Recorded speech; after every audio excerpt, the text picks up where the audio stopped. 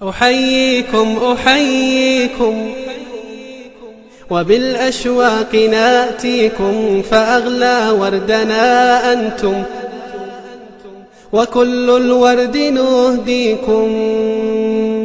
أحييكم أحييكم وبالأشواق ناتيكم فأغلى وردنا أنتم وكل।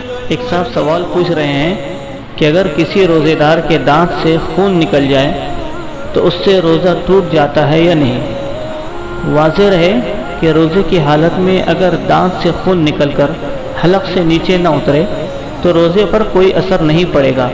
हाँ, अगर खून निकलकर हलक से नीचे उतर जाए तो उसमें तफसील ये है कि अगर खून थूक से कम हो तो रोज़ा नहीं टूटेगा। अलबत्ता अगर खून थूक से ज़्यादा या बराबर हो तो उस सूरत में रोज़ा टूट जाएगा।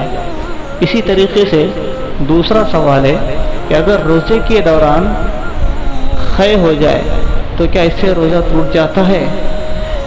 इस सिलसिले में बात ज़हन नशीन कर लें कि अगर रोज़े के दौरान बिला इख्तियार और बिला इरादा खुद ब खुद ख़य हो गई तो रोज़ा फासिद नहीं होगा, चाहे ख़य थोड़ी हो या ज़्यादा।